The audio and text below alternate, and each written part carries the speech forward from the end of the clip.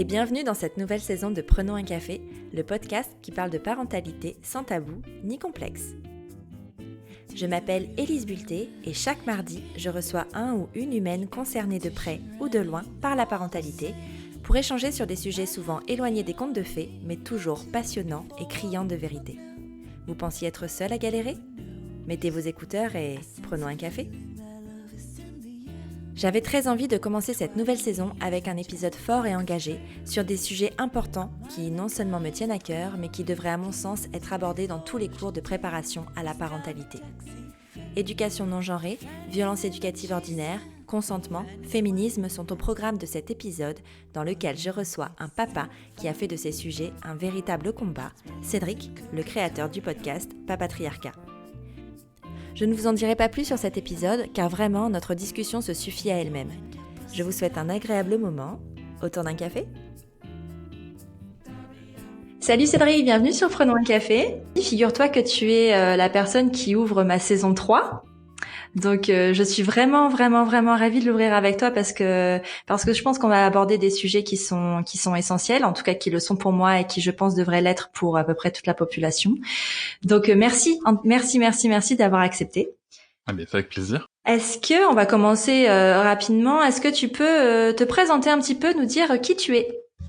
Alors qui je suis ? Je m'appelle Cédric, je suis un homme blanc, hétéro cisgenre, d'1m93. Je vis avec ma compagne qui est une femme métisse, hétéro, cisgenre, et nous avons une petite fille qui a 2 ans, qui est magnifique, mais je n'ai aucune objectivité sur le sujet. Et donc voilà, je suis papa et j'ai travaillé longtemps dans ce qu'on appelle le management et la gestion de centre de profit, où moi j'étais surtout sur l'accompagnement de l'humain et donc je suis en reconversion professionnelle pour avoir le temps de faire l'accompagnement de ma fille comme nous en avons envie avec ma compagne. C'est hyper intéressant ta façon de te présenter, j'aime beaucoup. Pourquoi c'est important pour toi de te présenter comme ça ? Alors c'est important pour moi parce que j'ai pas toujours fait comme ça d'ailleurs, mais c'est important pour moi parce que ça pose le contexte dans une société où des fois il y a beaucoup de choses qui sont qui sont induites. Voilà, quand on dit je suis un homme aujourd'hui dans le contexte de socio-culturel et dans le paradigme social dans lequel on vit, aujourd'hui si je te dis je suis un homme, de base on peut se dire bon bah si c'est un homme, il est blanc. Ce qui est le cas d'ailleurs. Moi je suis dans le cliché si tu veux. Je suis un homme blanc hétéro cisgenre, mais ça pourrait être totalement autre chose. Je pourrais être totalement un homme homosexuel, un homme hétéro transgenre. Voilà, je peux être plein de choses. Ouais. Donc voilà, je précise parce que c'est intéressant d'aller questionner un peu ce paradigme social, quoi. Ouais, complètement. Je vais revenir sur les débuts de ta parentalité parce que tu nous disais que tu avais donc une fille. Est-ce que tu as toujours su que tu serais papa un jour ? Oui. Alors je l'ai toujours su parce que je sais pas pourquoi d'ailleurs, mais j'avais toujours une petite voix en moi qui me disait que je voulais avoir des enfants. Alors est-ce que c'est une petite voix qui était en moi ou est-ce que c'était une petite voix sociale qui me disait qu'il fallait faire des enfants ? Ça c'est un autre sujet.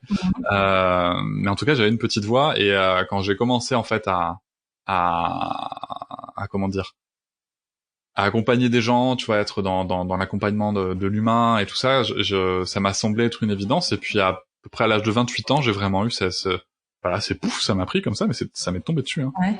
Un désir d'enfant qui a donc mis plus de temps à se concrétiser.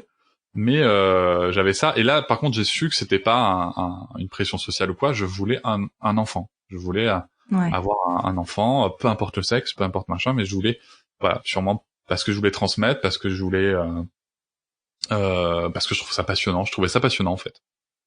Ouais. Tu vois, je pose la question parce que il y a quelque temps, j'ai interviewé Bettina du compte Je ne veux pas d'enfants et on a abordé les sujets. Quand on désire de ne pas avoir d'enfants, on nous demande souvent pourquoi, mais on n'interroge jamais les personnes qui veulent des enfants. Pourquoi ils veulent des enfants ? Tu vois, ça semble tellement logique. Et t'as déjà répondu, mais c'était ma prochaine question, mais c'était pas grave. du pourquoi t'as voulu des enfants en fait ? Pour quelles raisons ? Mais alors c'est super intéressant comme question. Je salue aussi le compte de Bettina qui est en effet un compte super intéressant et qui lève des espèces d'injonctions sociales qu'on peut avoir. Moi, j'ai voulu des enfants déjà parce que j'aime profondément ma compagne et que je trouve que il n'y a rien. Je savais déjà ça. Enfin, c'est quelque chose que je ressentais plutôt, sans forcément mettre de mots dessus. Et je trouve qu'il n'y a rien de plus beau que d'élever un enfant, que d'avoir envie de faire un enfant avec une personne. Je dis pas D'accord. forcément, tu vois, de rester avec. Hein. Pour moi, ce sont deux choses différentes. Le couple et les parents, ce sont deux choses différentes. Mais de se dire, voilà, j'ai envie d'avoir un enfant parce que avec cette personne, je pense qu'on peut faire quelque chose d'incroyable en transmettant ce qu'on sait, de la façon dont on veut le transmettre. Et pourtant, j'étais pas du tout éclairé à ce moment-là, hein. Mais c'était juste, tu vois, c'était une expression d'amour. Voilà, c'était une expression d'amour, même si l'amour pouvait évoluer, en tout cas à cet instant-là. Et j'avais cette envie, et surtout, je me disais que ma compagne était vraiment la personne avec laquelle je pourrais être en phase pour donner le meilleur pour un enfant, tout simplement parce que moi, la raison principale qui fait que j'aime ma compagne, c'est qu'elle me rend meilleur au fil des années. Et ça, c'est quelque chose de passionnant. Et à l'inverse aussi, si tu veux, quand je regarde d'autres personnes que je peux connaître, j'ai vu aussi des gens s'enfermer dans un moule, allant même jusqu'à renier des aspects de leur vie, comme la sexualité, comme d'autres aspects de leur vie, pour rentrer dans le moule, pour se marier et pour avoir des enfants, parce que c'est ce qu'il faut faire. Et je me suis jamais vu comme ça, si tu veux. Donc ça a pas été un sujet en fait, les enfants, jusqu'à ce moment où ça m'a pris, si tu veux. Ouais. Voilà. Donc en toute transparence, parce qu'il faut pas non plus se croire au-dessus de tous les paradigmes sociaux. Je pense que dans ma Ouais. tête, avant cet instinct-là, enfin, je vais pas parler d'instinct, mais cette envie-là qui est arrivée, je me disais que j'aurais des enfants, mais plus par convention sociale, tu vois. Et puis c'est Ouais. arrivé. Donc j'estime pour moi que c'est une chance. J'ai eu cette chance que ça soit arrivé. Surtout, j'ai eu la chance de pouvoir la concrétiser parce que c'est pas le cas pour tout le monde. Ouais, Et, c'est euh, vrai. et c'est trop cool, quoi. Ouais, tu m'étonnes. Ça voulait dire quoi être père pour toi avant de l'être? Alors être père pour moi, avant de l'être, ça voulait dire plein de choses. Ça dépend à quelle époque de ma vie. Ben t'as décidé d'avoir un enfant. Enfin, t'as eu Ouais. cette envie, tu vois. Enfin, quand t'as eu cette envie pour toi, comment tu te représentais la paternité à ce moment-là, en fait? Alors pour moi, c'était transmettre, accompagner, voir évoluer et permettre à un esprit de se révéler, quoi. Voilà, c'était libérer des potentiels euh, et avoir surtout quelqu'un qui ait conscience de soi. Ça, c'est quelque chose qui est très très ancré Ouais. dans ma parentalité aujourd'hui, hein. C'était cette envie d'accompagner et pour moi être père c'était ça, c'était transmettre. Mhm. À 28 ans, au moment où j'ai eu cette envie, il y avait aussi clairement un aspect, c'était être l'autorité aussi, hein. C'était ça Ouais. ma vision du père, être l'autorité, celui qui dirige, celui qui dit ça c'est bien, ça c'est pas bien, voire même qui peut en mettre une, C'est hein, la s'il grosse faut voix. recadrer. Hein, faut pas avoir peur de le dire, hein, comme quoi c'est bien, on peut évoluer dans la vie. Ouais, Euh, carrément. et il y avait ça, mais il y avait surtout aussi beaucoup d'amour, quoi, beaucoup d'amour. Moi, ce que je voulais en tout cas, par rapport à ce que j'avais connu dans la vision de la paternité que j'avais, même s'il y avait cet aspect autorité, voire violence, il y avait surtout cet aspect que je voulais transmettre, c'était de donner de l'amour, quoi. D'accord. Vous avez mis combien de temps? Enfin, ça s'est fait rapidement, la conception de votre enfant Ça s'est fait ou gaver pas? vite. Ouais. Ça s'est fait gaver vite. C'est premier essai, première réussite. Ok. Donc, Et t'étais prêt à ce moment-là ou t'as trouvé ça un peu trop rapide? ah non, mais moi j'étais carrément prêt. Ouais. Je suis devenu père à 35 ans j'avais envie depuis 28 ans. J'avais envie depuis Ouais. l'âge de mes 28 ans. J'étais Ouais. carrément prêt. J'étais bouillant moi pour être papa. J'étais à fond. Et comment tu l'as vécu la grossesse de ta compagne du coup? Alors la grossesse de ma compagne, je l'ai vécu je l'ai bien vécu quand même. Je l'ai bien vécu. Ouais. Clairement, dans le global, j'ai beaucoup de souvenirs très très positifs de cette grossesse. Le contexte me chiffonnait un peu parce que moi je travaillais à Bordeaux et je travaillais, non, j'habitais à Bordeaux et je travaillais à Ouais. la fac de Poitiers. Et si tu veux, il y avait vraiment ce côté où j'étais pas forcément là autant que je voulais, autant que j'aurais voulu. Donc il y a des choses que j'ai pas pu faire, enfin que j'ai pas pris le temps de faire parce qu'à un moment il y a aussi une très grosse perte d'énergie quand tu fais autant de trajets. Ouais. Mais c'est quelque chose que j'ai bien vécu parce que j'ai pu être là pour les échographies qu'on voulait faire. Mhm. J'ai pu être là pour les rendez-vous avec la sage-femme, voilà, et j'ai appris des trucs passionnants. Euh, donc je l'ai bien vécu. On a fait beaucoup de balades ensemble. Enfin, tu vois, j'ai vraiment essayé de l'accompagner autant que je pouvais. Mais par exemple, tu vois, j'aurais peut-être aimé faire de l'autonomie, des choses comme ça que j'ai pas pris le temps de faire. J'ai pas, tu vois, je m'imaginais quand ma femme sera enceinte, passer de la musique à mon enfant, passer beaucoup de temps à lui parler. Non, je dormais. Euh, Ouais. j'étais crevé, Ouais. je travaillais énormément, j'avais beaucoup de temps de trajet surtout, je dormais beaucoup aussi, et donc j'ai pas pris le temps de faire ces choses-là. Et puis au final, tu vois, c'est pas resté comme un regret ou quoi. Non, C'est c'était comme ça. c'est aussi, ouais, c'était comme ça. Et puis tu sais enfin, je pense qu'il y avait beaucoup d'amour aussi, et il y en a toujours. Il y avait beaucoup Ouais. d'amour dans ce moment-là, et finalement, c'est ce qui importe, tu vois. J'ai pas coché toutes les petites cases que je m'étais fait du papa parfait qui accompagne pendant la grossesse, tu vois. Et tant mieux, parce qu'on s'en fout en fait.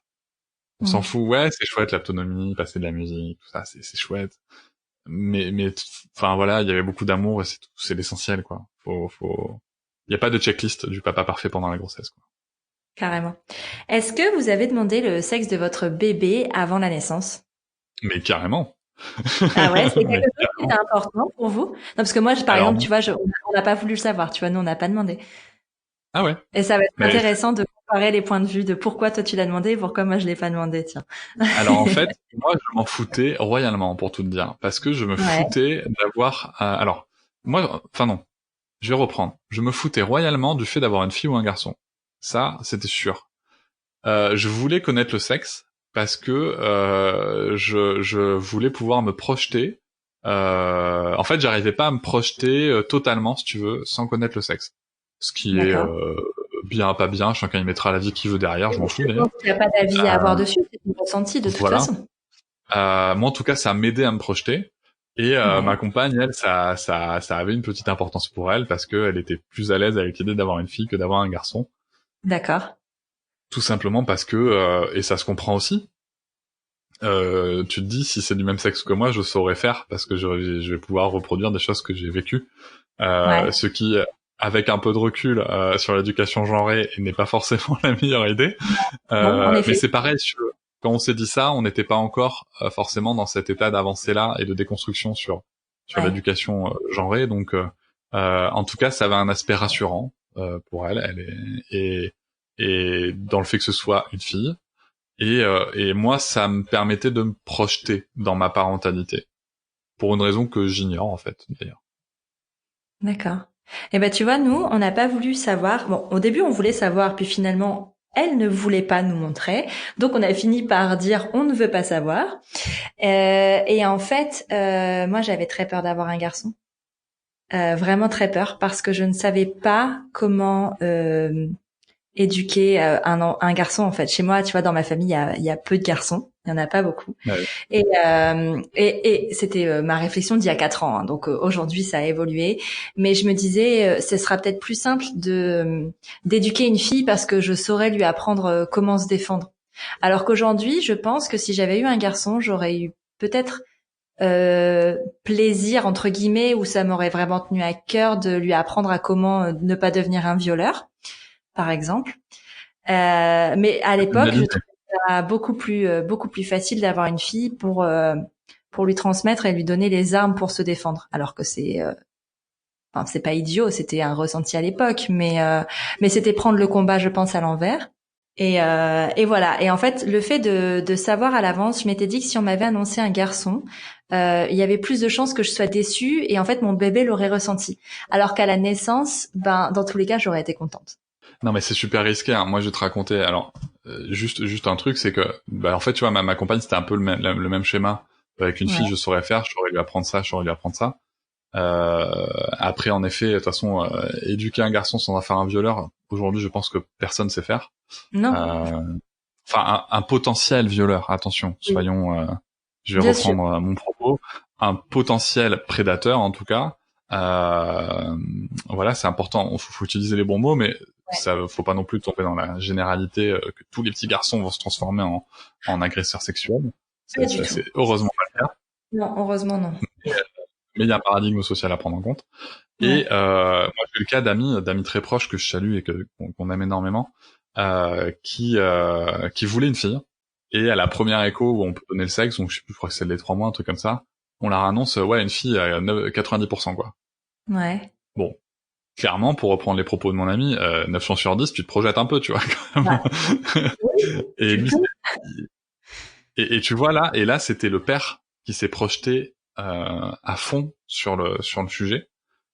Et, écho suivante, c'est un garçon. Et en fait, c'est effondré, quoi. C'est chaud. Il aime son fils, y a pas de débat, hein, si tu veux, y a aucun débat là-dessus. Mais en fait, le fait de s'être projeté comme ça sur un sexe, qui voulait en plus, tu vois, enfin, pour des raisons qui le concernent, il voulait une fille, et ben ça l'a fracassé, quoi. Ça l'a fracassé, et il s'en est, d'ailleurs, il a mis beaucoup de temps à s'en remettre. Il aime son fils profondément, il l'accompagne merveilleusement bien dans la vie, mais si tu veux, t'as aussi ce risque-là, quoi. Et si tu te trompes, c'est ça. Mais t'en entends en plus des histoires. Moi, j'ai entendu une histoire similaire, mais là, c'était à la naissance, tu vois. Ça a été une fille à toutes les échos et tout ça, et à la naissance, c'était un garçon. Je sais, c'est très rare, hein, mais tu sais, c'est encore les cas qu'on entend et qui sont hyper rares, mais il n'empêche qu'ils arrivent aussi, et que c'est difficile quand tu te projettes vraiment comme ça, tu tombes des nues en fait. T'es pas préparé, et ça n'enlève en rien l'amour que tu peux avoir pour ton enfant. C'est juste que déjà quand ton enfant arrive, c'est pas l'enfant que tu avais imaginé de toute façon, mais quand tu es en plus projeté sur un genre ou un sexe, la déception peut être encore plus grande, et c'est le risque que complètement. je vais prendre. J'avais pas eu envie de ça, j'avais pas envie de, et puis en fait j'avais envie de l'aimer pour ce qu'elle était. Bon, à l'époque, je savais pas que c'était une elle, mais j'avais envie de l'aimer pour ce qu'elle était, peu importe qui elle était en fait. Et c'était important pour moi du coup de pas savoir pour ça. D'ailleurs, je lui ai chanté une petite chanson lui disant que peu importe si c'était une fille ou un garçon, on l'aimait, tout ça, parce qu'en fait, je voulais pas faire de différence. Mais vraiment pas. Je compte sur toi pour la chanter en fin d'épisode, alors. Absolument pour pas. Clôturer l'épisode. Non, parce que je chantais ça dans ma salle de bain pleine d'hormones, et je suis pas sûre que... Je m'en souviens, ceci dit. Magique. C'était beau. Après, c'est vrai qu'il y a ce côté, si tu veux, de toute façon, on te fait chier avec tout après, mais il y a vraiment ce côté, connaître le sexe, je sais pas, tu vois, moi, j'étais content de le savoir, parce que ça me permettait de me projeter, mais sûrement aussi parce que j'étais pas apte à me projeter sans connaître le sexe, j'en sais rien, en fait. Mais c'est vrai qu'après, il y a des choses, par contre, qui m'ont énervé tout de suite. Genre, quand tu l'as pas encore dit à ton entourage, le sexe, parce que nous, en fait, suite à l'expérience de nos amis, on voulait pas te dire le sexe trop vite, quoi, parce qu'on était dit, attends, on va attendre au moins la deuxième écho, tu vois, parce que si c'est pour vivre la même chose que nos amis, ça, c'est pas cool. Mais les gens te posent des questions de dingue. Mais attends, mais si on connaît pas le sexe, on saura pas quoi offrir, machin, enfin, tu vois. Et là, tu tombes tout de suite sur le système dans sa splendeur, voilà. Eh ben, je l'ai vécu, moi, celui-là. J'ai des personnes parce qu'on avait fait une liste de naissance, tu sais, mais avec des trucs neutres, parce que de toute façon on aime les trucs neutres. Et en fait, il y a beaucoup de personnes qui ont attendu la naissance, donc le sexe, pour acheter des cadeaux, tu vois. Mais oui. Et des trucs qui étaient du coup pas sur la liste. Bon, soit c'est ok, mais donc du coup le nombre de robes et de petits nœuds et de trucs roses que j'ai reçus, c'est incalculable. Enfin, c'est assez fou quand même. Nous on a été assez radicaux, hein, là-dessus, clairement, sur les cadeaux de naissance, genre et tout. On n'a pas hésité, d'ailleurs avec les jouets on le fait toujours, hein. On n'hésite pas à dire ok, très bien, super, bah écoute, ça part en revente sur internet, quoi.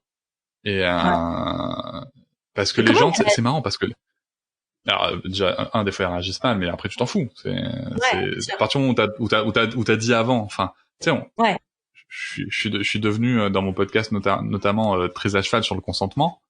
À un moment, quand t'as dit toi ce que tu voulais et qu'on ne respecte pas ton consentement qui est quand même clairement exprimé et qu'on va même à l'encontre totale, à l'opposé de ton consentement, faut pas que les gens s'étonnent si tu dis bah non, j'en veux pas.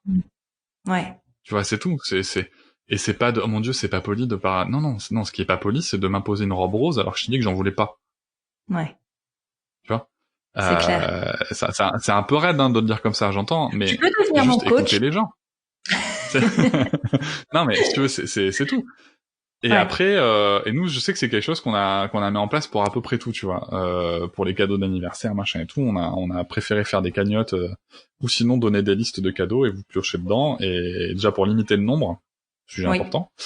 Et après pour limiter ce qui pouvait arriver, parce que c'est déjà avant la naissance, on te saoule avec ça, et après ça peut être encore plus compliqué.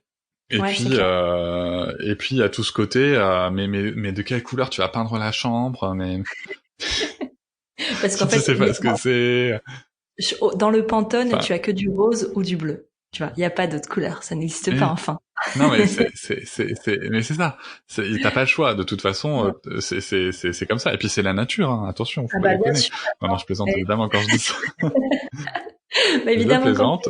Pour ouais. la petite histoire, hein, les couleurs garçon-fille, hein, les couleurs genrées, c'est une invention des publicitaires pour vous permettre d'acheter plus de vêtements, parce qu'avant les vêtements se donnaient d'une génération à l'autre puisque tout le monde s'habillait en lingettes blanches et Ouais. ça allait très bien. Et pour le coup, les petits garçons portaient des espèces de robes, voilà. Donc et bon voilà, ça c'était pour la petite parenthèse historique, Mais c'est si tu important. veux, c'est surtout mais c'est important de le dire, oui. Faut se rappeler que ça a pas toujours été comme ça et que c'était d'ailleurs plutôt simple. Oui. Mais c'est vrai que t'as ce côté, et en plus c'est marrant ce côté pression, tu vois, mais qu'est-ce que c'est, et mais comment tu vas faire, et puis alors après une fois que t'as passé le sexe et le prénom, alors le prénom on n'a pas voulu le lâcher par contre, Ouais. euh, parce que tu vois c'était un truc, ça nous appartenait quoi, ça nous appartenait, c'était comme une bulle, tu vois, Je comprends. qui faisait que nous on pouvait se projeter et pas et que les autres restaient à part. Et c'était intéressant ça comme démarche. Oui, et puis en Et fait, alors il y je a deux crois que trois personnes qui étaient dans la là, confidence, mais c'est tout quoi. ouais. Et je crois que sur ces sujets-là, on n'a pas besoin de l'avis des autres, en fait. Parce qu'il y a de ça aussi, quand tu commences à dire le prénom avant, tu vois, si tu as des réactions, ah bah moi je l'aurais pas appelé comme ça. Bah ça tombe bien, ce n'est pas ton Ah enfant. ouais non mais c'est ça. Mais enfin ce genre de choses qui n'ont pas lieu d'être et tu vois nous aussi on avait gardé le prénom pour nous et quand on expliquait qu'on connaissait pas le sexe, il y en avait beaucoup qui nous disaient mais si tu sais c'est obligé, tu sais, tu veux juste pas nous le dire. Enfin mais alors il y a aucun sens hein. Et puis tout le monde nous prédisait un garçon. Mais si tu vas voir c'est un garçon, c'est sûr c'est un garçon, la façon dont tu le portes c'est un garçon. Mais enfin, c'est tellement mystérieux et il y a tellement, enfin de commentaires autour de ça, du sexe de l'enfant. Et encore après, enfin moi je sais que quand ma fille a eu le malheur à 9 mois d'être attirée visuellement par un bracelet en or qui traînait sur une table, enfin la réflexion qui était dite c'est ah ben elle au moins c'est une vraie fille pour remettre dans le Ah non contexte. mais putain. Mais pour remettre dans le contexte, c'est parce que moi je suis une femme donc qui n'aime pas les bijoux. Je n'ai jamais aimé ça. Et donc, en fait, toute ma vie, j'ai entendu que je n'étais pas une vraie fille. Donc, ça me met hors de moi quand j'entends ça. Quand on me dit, ah bah, elle, au moins, avec le petit soulignement, c'est une vraie fille. Ça veut dire pas comme sa mère. Et ça me rend folle parce que, enfin, ça te conditionne, mais tellement, enfin, il n'y a pas de vraie ou de fausse fille. Il y a pas, enfin, ça n'existe pas. Enfin, ça me met hors. Alors ça renvoie si tu veux mais c'est pareil. Ça a ce côté si tu veux très rassurant, hein, pour les gens, les contextes de genre comme ça garçon-fille. Ça a un côté rassurant aussi pour les gens de se dire on sait ce que c'est, tu vois, on maîtrise ce que c'est. Sauf que non, ton enfant, tu sais pas, tu maîtrises pas, et tant mieux, et c'est pas ton job en plus. Mais là, par contre, je te rejoins clairement, mais c'est tellement relou, ah là là, mais ça va être une fille. Et puis ça commence, hein, tout de suite, hein, mais même dès la naissance, hein. Il y a des études, hein, qui sont faites là-dessus. Il y a une étude qui a été réalisée en 76 d'ailleurs, qui montre, en fait, tu montres la même photo d'un enfant non genré en train de pleurer à des groupes de personnes, on va dire avec la même représentation sociale dans chaque groupe. Et en fait, cette photo, donc qui est la même, quand tu dis que c'est un petit garçon, c'est un enfant qui pleure, donc il pleure de colère. Et quand tu dis que c'est une petite fille, bah, les gens disent qu'elle pleure de tristesse. Et ça montre bien, et là, ça c'est la photo d'un enfant qui a 9 mois, hein, dans cette étude. Ouais. Et ça montre bien à quel point, si tu veux, déjà dès dès le fait que l'enfant soit un nourrisson, on vient le percuter avec nos stéréotypes de genre.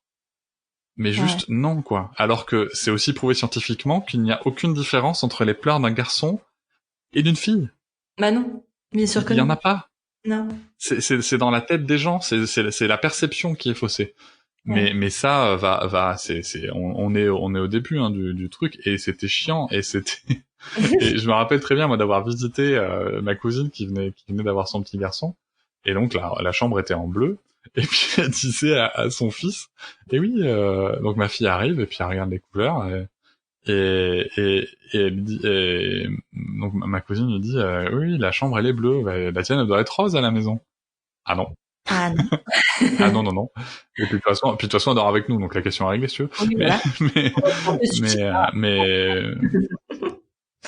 mais voilà et puis mais t'as plein de trucs comme ça qui sont ultra induits dans la et c'est intéressant de le savoir. Par exemple, on dit souvent il faut verbaliser avec les enfants, ce qui est totalement vrai. C'est super utile pour le développement du langage, mais en fait, tu t'aperçois et tout ça s'appuie sur des études. Hein. C'est pas quelque chose que j'invente. Ouais. Dans la comment dire dans l'usage social, on a beaucoup plus tendance à verbaliser avec les petites filles qu'avec les petits garçons. Et à l'inverse, on va avoir beaucoup plus tendance à encourager la motricité chez les petits garçons que chez les petites filles, sans même s'en rendre compte. Hein. Sans même s'en rendre compte, parce que c'est aussi ce qu'on a vu faire. Enfin voilà, c'est quelque chose qui s'est ancré dans ce qu'on a vu observer. Et c'est quelque chose qui est super intéressant parce que une petite fille, on va attendre d'elle qu'elle soit sage, notamment, tu vois, bien propre, en train de jouer à la dinette, assise, parfaite. De toute façon, elle ne peut pas vraiment faire de motricité en portant une robe, voyons. Mais c'est ça, exactement. Non, mais alors que le petit garçon, justement, on attendait qu'il soit casse-cou, tu vois. Ouais, c'est ça. Mais c'est comme poser une étiquette. D'offrir des robes à des bébés. Enfin, il y a un moment, à quel moment c'est pratique? Ton enfant est en train de ramper ou de faire à quatre pattes. À quel moment une robe, c'est pratique? Non, il faut l'expliquer. Ça n'a aucun sens. Mais vraiment aucun sens. Ça a le seul sens de la représentation pour faire des photos, pour ce que tu veux, pour Instagram peut-être. Petit message à toutes les influenceurs et les influenceuses parentalité. Et mais si tu veux, c'est voilà, ça n'a pas d'autre sens que ça. Après, à un moment, faut aussi se dire, c'est chouette. Moi, je vais te dire une chose, je le reconnais, je le revendique. Moi, ma fille, elle a porté des bodys R2D2 et Harry Potter qui sont magnifiques. Bon, c'était des bodys parce qu'il fallait quand même la motricité. L'important, c'est la motricité. Mais je les ai pas mis pour elle. Je les ai totalement mis pour moi. Évidemment. Mais carrément. Évidemment. Mais carrément, si tu veux. Le jour, ma fille dormait pour un pyjama Batman. Donc, je sais. Et voilà. Tu vois, c'est pas un sujet simple. C'est à quel moment on va dire c'est genré, c'est pas genré, c'est acceptable, c'est pas acceptable. Nous, si tu veux, l'idée c'était qu'elle ait des tenues ou pas d'ailleurs, parce que des fois, elle avait envie d'être à poil, elle était à poil, hein, c'est tout. C'est à quel moment on impose en fait, tu vois. Ouais. C'est très sincèrement quand c'est en nourrisson, quand t'es au stade du nourrisson, tant que la tenue ne gêne pas le déplacement, écoute, elle peut bien porter ce qu'il veut, si ça fait plaisir aux parents. L'idée c'est de se dire quel message je passe aussi et qu'est-ce qui reste après. Parce que mine de rien, si ton gamin, ton environnement, c'est toujours le rose, et que c'est une petite fille par exemple, il y a quand même 2-3 chances, voire plus surtout, qu'elle associe ça à un moment à sa condition aussi, tu vois. Donc c'est intéressant. Mais en même temps, il faut pas non plus empêcher une petite fille d'aimer le rose. Bah c'est ça. Tu vois, c'est là la difficulté parce que à la maison, nous, dernièrement, pendant un moment, c'était pas sa couleur préférée. Et d'un coup, là, elle me dit, non, mais j'aime bien le rose. On cherchait donc ses nouvelles sandales. Il y avait plusieurs couleurs et elle choisit la couleur et elle a choisi rose. Bon, c'était un rose foncé qui me plaisait aussi. Mais je me suis dit, mince, c'est pas pour elle, en fait, tu vois. C'était quel message ça renvoie. Tu vois, moi qui me bats pour une éducation non genrée, pour des jeux non genrés, qu'est-ce que ça renvoie si ma fille se balade avec des sandales roses, tu vois? Alors qu'en fait, c'est même pas une vraie, c'est une non-question finalement. Je devrais même pas me poser la question. C'est son goût. Elle a préféré celle-ci. Moi aussi, je les aime beaucoup. Son papa les aime beaucoup. Allons-y en fait. Et oui, mais c'est un sujet. Alors c'est l'essentiel de toute façon, c'est qu'elle fasse bien ce qu'elle veut. Moi, si tu veux, ma fille aujourd'hui à 2 ans, elle s'habille, enfin, elle choisit ses habits. Donc des fois, ça fait des trucs assez, comment dire, très art contemporain. Mais si tu veux, elle met ce qu'elle veut. Et puis des fois, si elle veut mettre une robe, elle met une robe. J'en fous. La question, c'est à nous de veiller à ce que, tu vois, par exemple, des robes à paillettes, machin, les trucs ultra girly. Non, perso, je n'en souhaite pas. Par contre, il y a des robes avec du rose qui sont très sympas et qu'elle porte quand elle a envie de les porter. Le sujet, en fait, c'est pas tant. L'important, c'est de respecter la liberté de choix de l'enfant. Ça, c'est ma position. Et en fait, le sujet, c'est pas nous. C'est le paradigme social qu'on nous impose. Parce qu'en fait, si on n'avait pas ce putain de... Alors, désolé, je suis vulgaire. Oui. De paradigme social qui était là tout le temps en permanence au-dessus de nous, mais on se poserait même pas la question de savoir si aimer le rose ou pas, ça a un sens ou pas. Ouais. Mais si on se dirait juste, il ou elle aime le rose. Ouais. Mais tu Point. vois, tu disais non pour la robe à paillettes, mais si demain ta fille te dit, mais j'aimerais celle-là, enfin, je veux celle-là, et que si tu lui demandes elle l'aura. Elle te dit, c'est parce que j'en ai envie. Si ça vient d'elle, elle l'aura. Ouais. Enfin, l'aura, sauf si demande, si tu veux une petite robe à 60 €, c'est un peu... Non, mais en dehors du prix, c'est pas du tout la question, c'est vraiment le fait de... Mais la paillette. Mais si ça vient d'elle, elle l'aura. Moi, le sujet, c'était plutôt que quelqu'un offre et impose un stéréotype comme ça à ma fille. Okay. Ça, c'est niette. Ouais. C'est niette de chez niette, quoi. Moi, j'ai vu, et ça, j'ai vu des témoignages de petits garçons pour des mariages, tu vois, qui voulaient s'habiller en robe comme maman. Ouais. Et qui ont vécu un moment de grande solitude parce que non, fallait qu'ils aient un petit costard. Mais faut lui la paix. Ouais. Oui, parce lui la paix, laisse-le porter une robe. Il y a ce côté-là aussi où, tu vois, quand on a une fille, on n'a pas forcément envie, enfin, quand c'est un on général, mais je parle peut-être de moi ou de quelqu'un qui aurait les mêmes convictions que moi, à savoir contre le patriarcat et qui prône une éducation non genrée, de dire, en fait, c'est ok si ma fille joue avec des camions et peut-être pas d'encourager, mais dire ouais, c'est ok, tu vois, et elle joue avec des poupées et des camions, mais aussi l'encourager, parce qu'on encourage aussi les petites filles à jouer avec des camions parce que c'est ok, mais on encourage beaucoup moins les petits garçons à jouer avec des poupées, par exemple, parce que exactement, c'est moins ok. Et exactement. Et c'est pas normal. Et c'est ça qui est super intéressant. Et c'est ça qui est super intéressant parce que là on fait les malins, tu vois, toi et moi on a tous les deux une petite fille, on fait les malins, mais faut pas oublier quand même la vraie difficulté de ce contexte social, et c'est ça qui va nous mettre le bulbe en ébullition si on y réfléchit, c'est que est-ce que quelque part en laissant nos petites filles s'approprier les codes masculins entre guillemets, on leur dit pas non plus regarde ces codes là, c'est les codes de la puissance, tu vois, c'est les codes qu'il faut que tu ailles chercher, voilà, qui sont peut-être mieux, tu vois.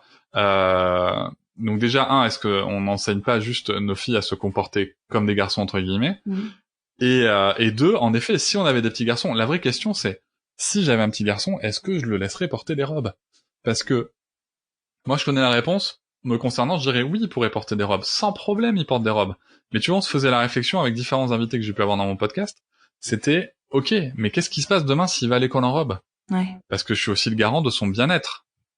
Si demain, je le laisse aller à l'école en robe et que tous ses camarades, voire ses profs, se moquent de lui. Comment ça se passe? Tu vois, et là, on arrive sur le nœud du problème. Parce que c'est Benoît de Groult qui disait on a alors c'est peut-être pas les mots exacts, mais on arrive à éduquer nos filles comme nos garçons, mais comme tu le disais, on n'arrive pas à éduquer nos garçons comme nos filles. C'est ça le vrai sujet, quoi. C'est ça. Aujourd'hui, et ça je suis encore témoin et ça m'attriste de petits garçons à qui on dit non mais t'es un garçon, tu pleures pas là, c'est bon, t'as mal mais tu te relèves quand même. Comme un homme.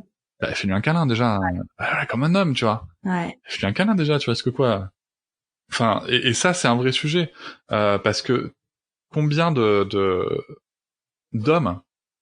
aujourd'hui et par le passé sont des désastres émotionnels, quoi. Complètement. Je vais dire une phrase que j'ai déjà citée plusieurs fois en citant Hermione Granger et me concernant.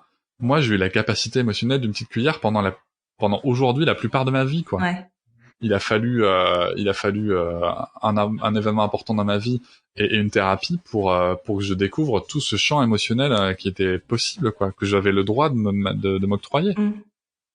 Et aujourd'hui, élever nos petits garçons là, comme des hommes entre guillemets, hein, je mets d'énormes guillemets autour de tout ça, c'est surtout empêcher un être humain d'être connecté à ses émotions, quoi. Complètement.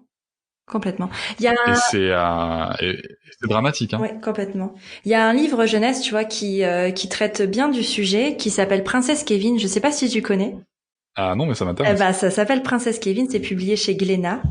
Et en fait, c'est l'histoire d'un petit garçon à l'école, il y a le carnaval et en fait, il décide de se déguiser en princesse. Donc, il prend, sa sœur lui prête une robe, tout ça, et c'est vraiment super bien fait.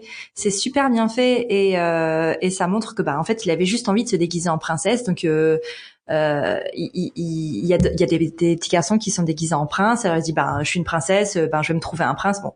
On est limite un petit peu sur peut-être ce sujet-là, mais sinon sur les autres c'est vraiment bien traité. Et il dit que les princes veulent pas être avec lui parce que c'est un garçon déguisé en princesse, enfin genre de choses, et qu'il y a que sa meilleure copine qui veut bien rester avec lui. Puis après il dit à la fin ça se termine par c'était cool d'être déguisé en princesse, mais l'année prochaine je changerai parce que les hauts talons ça fait vraiment mal aux pieds. Ah, c'est chouette, ça. C'est une bonne fin, ça. Et c'est vraiment cool. C'est un livre que j'ai acheté à ma fille et elle l'adore. Bon, déjà, le titre m'a fait rire parce que je sais pas pourquoi, mais le prénom Kevin a peut-être une connotation, mais le fait que ce soit Princesse Kevin, ça m'a fait rire. Et c'est parce que t'es geek. Ouais, peut-être. Peut-être. Et donc, non, je le conseille vraiment parce que pour le coup, ça aborde le sujet, des garçons qui peuvent aimer les choses dites de filles, et encore, je mets des guillemets aussi, sans problème, en fait, c'est ok. Juste, c'est ok. Et de mettre non, mais c'est ça. La robe comme, c'est un déguisement, enfin, tu te déguises, donc t'as le droit. Mais la difficulté, ouais, mais même si tu te déguises pas, si tu veux. Pour moi, la difficulté, elle est là, c'est comment, parce qu'aujourd'hui, on sait pas faire ça, tu vois. Aujourd'hui, culturellement, on sait pas éduquer un garçon en France. J'insiste bien sur le en France. Dans d'autres pays, ça se passe différemment, et ça serait intéressant d'interviewer des parents d'autres pays sur le sujet. Non, mais blague à part, aujourd'hui culturellement, c'est pas faire. C'est d'ailleurs tout le sujet du livre Tu seras un homme féministe, mon fils, d'Aurélia Blanc, où elle se pose des questions. Ah, moi, je l'ai acheté, je l'ai lu, il est top. T'as aussi Fille garçon à éducation d'Elisa Rigoulet et Pilantica, qui est très intéressant, mais à la fin de la fin, il y a quand même une conclusion qui est claire, c'est que aujourd'hui, culturellement, on ne sait pas faire. C'est quelque chose qu'il nous faut inventer. Et donc, comme on va inventer, tâtonner, faut aussi accepter le fait qu'on va pas forcément réussir. On va apprendre, on va être dans des phases d'apprentissage. Et je rappelle juste que l'échec n'est qu'une phase de l'apprentissage, ça n'est jamais une fin en soi. Petit message de coaching pour tout le monde. Et si tu veux, le challenge, il est là aujourd'hui, parce que apprendre, finalement, je lisais un post, alors je sais plus de qui, et je suis désolé pour la personne qui avait écrit ce message magnifique, qui disait moi, éduquer mon enfant, éduquer ma fille comme un garçon, ça ne m'intéresse pas. Je ne veux pas que ma fille ait les codes des hommes. Je ne veux pas que ma fille ait les codes du patriarcat. Je ne veux pas que ma fille réponde à ces situations, à ces problématiques de vie avec les codes du patriarcat. Le vrai challenge, il est là. C'est donner une éducation à nos enfants qui permettent de casser ces codes. Ouais. Et c'est hyper chaud quand tu y penses. Complètement. Parce que finalement, si t'apprends à une fille, tu vois, les mêmes codes qu'un garçon, c'est-à-dire la compétition, l'écrasement des autres, évidemment, je suis totalement dans le stéréotype, c'est à dessein. La compétition, l'écrasement des autres, le fait de devoir dominer, le fait de ne pas respecter le consentement, le fait de ne pas respecter l'espace public pour tous les autres, c'est à peu près pareil. Quand tu vois des enfants qui jouent dans un parc, et d'ailleurs, je sais plus si c'est dans quel livre justement l'autrice en parle, et où elle explique que que elle se force à apprendre à son garçon à ne pas faire du mansplaining à son petit garçon parce qu'elle s'aperçoit que les petits garçons dans les parcs prennent énormément de place et prennent la place des filles. Tu vois, si c'est pour transmettre ces codes-là, mais juste les transmettre à des filles, ça a pas de sens non plus. Non.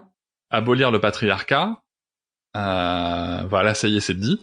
Abolir le patriarcat, ça n'est pas transposer les codes du patriarcat sur les petites filles. C'est ouvrir d'autres champs de réaction et ouvrir un maximum le champ des possibles, tout en évitant les systèmes de domination. Et ça, aujourd'hui, on sait juste pas le faire. Complètement. Et c'est chaud quand il pense. C'est vertigineux quand il pense. Moi, si tu veux, des fois, quand je suis dans des moments, tu sais, un peu où tu réfléchis, tu vois, les moments où tu réfléchis, quoi. Donc, t'es pas, parce que des fois, tu sais, t'es pas sur ton téléphone, t'es pas devant un écran et tu réfléchis. Et où moi, quand je réfléchis à tout ça, je me dis, mais c'est vertigineux quand même. C'est vertigineux aujourd'hui. Et c'est là où il faut pas baisser les bras, si tu veux. C'est là où c'est un message qu'on peut tous se passer.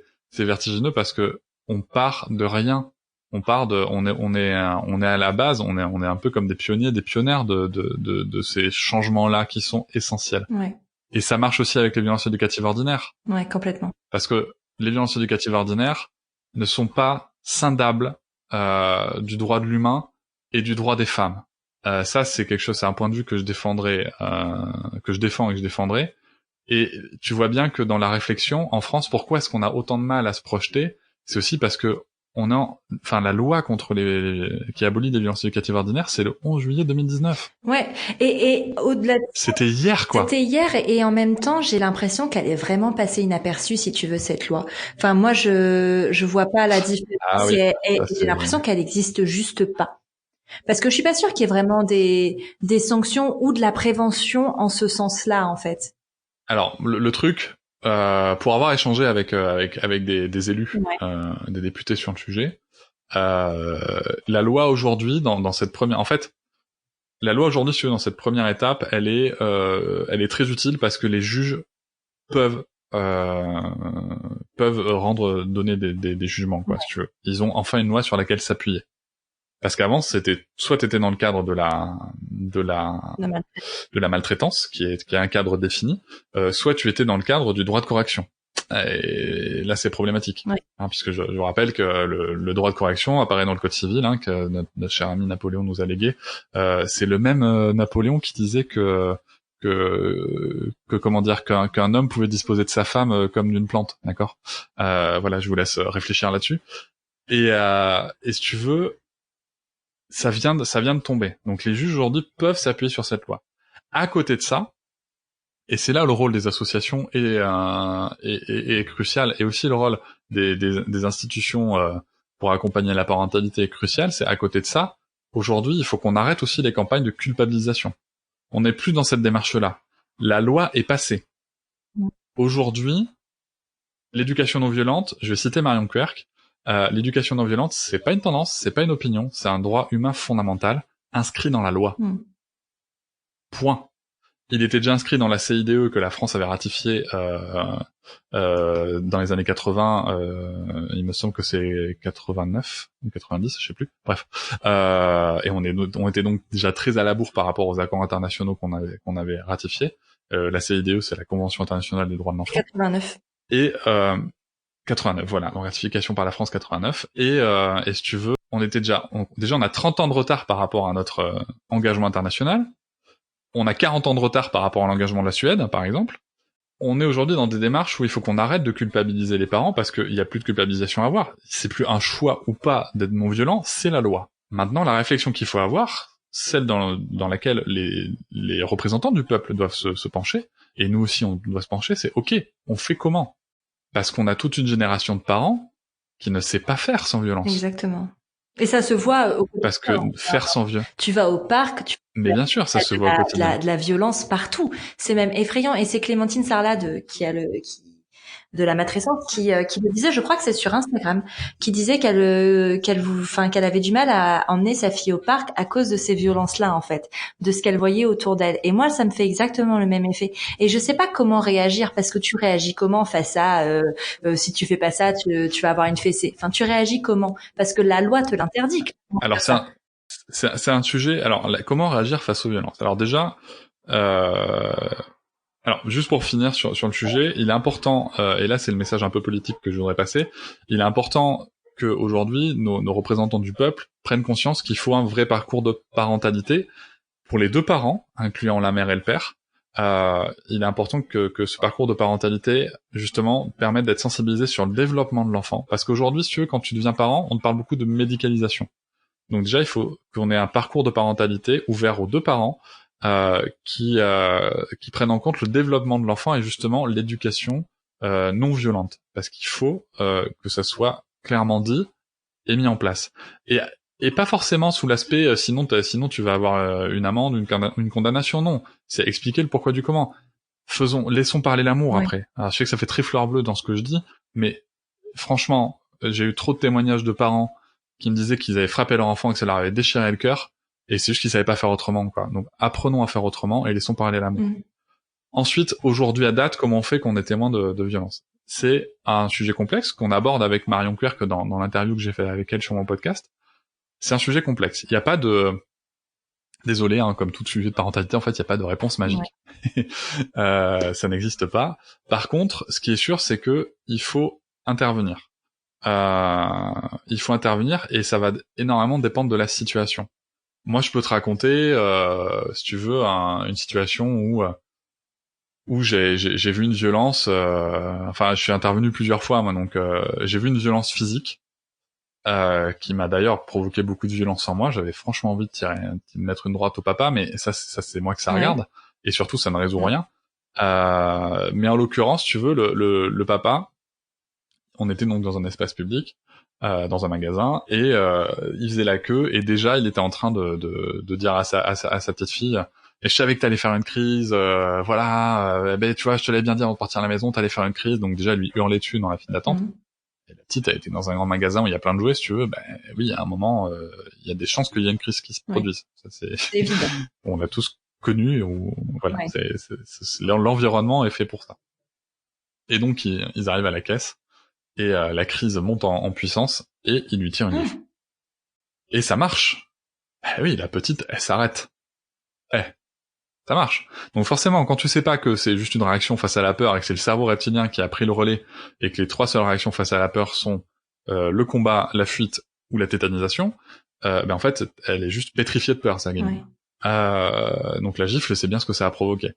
Et je parle même pas des dommages physiques, je parle juste de ce qui se passe en termes de réaction. Et si tu veux, là, moi, première réaction, je me suis dit, putain, mais quel con, j'avais juste envie de le taper.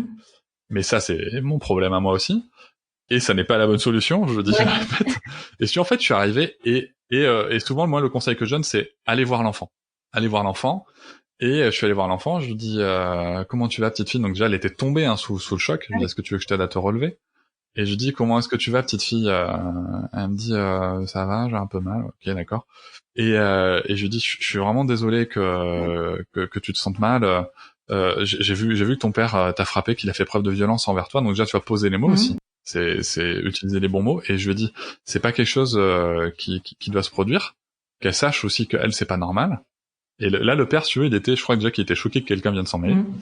Et pour le coup, j'ai enchaîné en disant, j'ai l'impression que ton papa est très très stressé visiblement. Ça, c'était la période un peu Noël, tu vois, donc grand magasin juste avant Noël.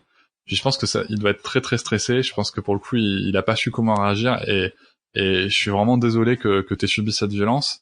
Et je lui dis, qu'est-ce que t'aimerais lui dire à ton papa? Et là, elle me dit, bah, j'aimerais lui faire un câlin. Elle regarde son père, elle tend les bras, il fait un câlin, et là, le père, tu vois, j'ai vu qu'il s'était passé quelque chose. Et ils sont partis. Ça s'est arrêté là. Je sais pas comment, je connais pas la suite, si tu veux. Tout ce que je sais, c'est que le père, j'espère qu'il a compris qu'il y avait quelque chose qui s'était passé, qu'il y avait d'autres solutions, et surtout qu'il a pris une leçon d'empathie vis-à-vis de sa fille. Parce qu'il vient quand même de lui mettre une tarte dans la gueule. Et elle, sa première action, c'est de s'inquiéter pour lui. Et ça, c'est la grande leçon que les enfants doivent nous donner. Et après, faut pas oublier non plus, ne soyons pas trop intransigeants avec les parents. Il y a 12 000 réactions de parents possibles, il y a 12 000 cas possibles, et il y a plein de façons d'intervenir. Quand vous voyez par exemple, je pense notamment des cas qu'on a tous vus, les enfants qui peuvent être au parc, ou encore une fois dans des magasins, dans des librairies, où on voit que la tension monte, bah des fois, je vais donner un exemple tout bête que j'ai pu avoir aussi. Tu vois une maman qui est là avec deux gosses qui visiblement elle en peut plus de sa journée, et si tu veux, elle en peut plus, quoi. Les enfants sont très agités, ils sont dans une librairie, il y a plein de livres jeunesse, ils sont très très excités, ce qui est plutôt logique. Et tu vois que la mère elle en peut plus, et tout simplement elle lui demander l'heure. Établir un contact. Et là on va voir le parent. La violence n'a pas eu lieu, d'accord? Donc on va voir le parent et lui dire ça va, comment ça se passe? J'ai vu que les petits sont très très intéressés. Et là direct la vanne qui s'ouvre. Ah ouais, non mais là j'en peux plus, la journée. Vous voulez que je leur montre 2-3 livres, si vous voulez, vous êtes à côté, hein, je leur montre 2-3 livres le temps d'eux. Et toi tu prends juste 5 minutes de ton temps, tu vois, et tu aides le parent. Parce que faut pas non plus croire que le parent, ce qu'il veut, c'est frapper son gosse. À un moment, le parent, il a aussi une limite qui est humaine. Il a le droit d'être imparfait. Il a le droit de craquer. Et nous, notre devoir humain, c'est de s'entraider. Tu vois, et vraiment, l'idée, c'est de sortir aussi de ce cercle de dire, voilà, c'est le parent, il faut pas non plus que l'éducation non violente, elle soit ultra injonctive vis-à-vis des parents qui ne sont pas accompagnés sur le sujet, quoi. Clairement, je te rejoins. Et puis on n'a pas tous les mêmes bagages non plus, tu vois. Avant d'en arriver là où nous on peut en être, il s'est passé énormément de choses. Je veux dire, il y a 1 an, il y a même 6 mois, il y a même 1 mois, tu savais pas tout ce que tu savais aujourd'hui, tu vois. Et moi non plus. Et c'est un cheminement. Et c'est comme dans tous les sujets, tu vois. Sur les sujets d'écologie, c'est la même chose. Sur les sujets qui sont un peu nouveaux, novateurs, qui vont vers un monde, à mon sens, meilleur. Bon, on n'est pas tous égaux, on n'est pas tous au même point, on n'est pas tous sur le même chemin encore pour l'instant, parce que chacun va à son rythme et chacun fait des découvertes à son rythme. Donc du coup, il faut aussi se remettre ça en tête, c'est que c'est pas parce que nous on pense d'une telle façon ou parce que nous on a cheminé et qu'on en est à un point A ou B que la personne en face de nous est au même point en fait. Et c'est important de le savoir aussi. Mais complètement, et ça vaut, comme tu dis, pour tous les sujets, que ce soit aussi, tu parlais de l'écologie, on peut se parler du racisme, hein. Moi, si tu veux, j'ai une femme, ma compagne est racisée, ma fille est racisée, c'est pas les mêmes problématiques. Et il faut s'ouvrir à ça. Quand on allait aux États-Unis, si tu veux, on allait aux États-Unis l'année dernière, et moi, j'ai passé les contrôles là-bas avec énormément de politesse. Ma femme, on lui a quand même, enfin ma compagne, on lui a quand même demandé si elle était vraiment française, quoi. C'était choquant. J'ai trouvé ça d'une violence inouïe. J'ai trouvé une violence inouïe, et elle, sa réaction a été très calme, si tu veux, mais parce que habitude, malheureusement. Et tout ça, et tu peux avoir des gens qui sont très très avancés sur des sujets. Je te disais en off, moi je discute avec des personnes qui sont féministes, hyper engagées, et hyper intéressantes, et extrêmement engagées dans le féminisme, et qui sont des pointures, mais qui peuvent te répondre, non mais ça a rien à voir, la violence faite aux enfants. Ça n'a rien à voir, ça c'est de l'éducation. Tu vois, donc tu peux être totalement déconstruit, hyper avancé sur un sujet et ne pas du tout faire des liens qui sont essentiels pourtant au sujet que tu défends. Mais moi j'arrive pas à comprendre comment on peut pas faire le lien entre un enfant et le futur homme, future femme, futur citoyen qu'il sera en fait, qu'il ou elle sera. Je comprends pas comment pas faire le lien. Enfin, c'est tellement évident. Enfin, moi, je sais que j'élève ma fille comme la future citoyenne qu'elle sera, en fait. Mais pour tous les sujets. Il n'y a pas Alice enfant et Alice adulte, tu vois. Il y a une Alice qui chemine. Et c'est à moi de l'emmener vers ce cheminement. Donc, en fait, c'est la même chose. Je comprends pas comment ça peut être dissocié. Je vais te citer les propos que tu as tenus juste avant. C'est que ça appartient à chacun, si tu veux. Ça appartient à chacun. Toi, intérieurement, c'est comme ça. Intérieurement, t'as des gens qui sont convaincus, et encore plus des femmes qui peuvent être engagées et militantes, parce qu'elles se sont forgées aussi, si tu veux, au travers de ces violences. Moi, les discours que j'entends, c'est ça. C'est ce qui m'a aidé à me forger cette carapace qui me permet d'être en lutte aujourd'hui. Ouais, ou pas.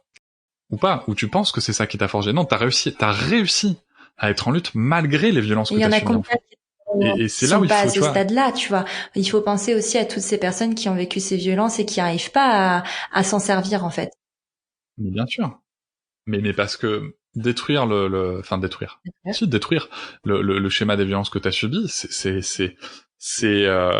t'as plein de choses qui viennent en interne. Et de toute façon, c'est une thérapie. Faut pas se tromper. C'est une thérapie, hein. T'as plein de choses qui viennent se jouer parce que t'as ton petit enfant intérieur en toi qui, quand tu commences à questionner, enfin concrètement, quand tu commences à découvrir la violence éducative ordinaire, la première chose que tu me dis en tant qu'adulte, et surtout la première chose que tu dis à ton enfant intérieur, c'est « Mais pourquoi papa et maman ils m'ont fait ça ?» C'est ça ce qui se passe. T'as ton petit enfant intérieur qui se dit « Mais c'est horrible, mais pourquoi ils m'ont fait ça ?» Donc après, je poserai pas de suite sur ce questionnement-là parce que c'est chacun son chemin.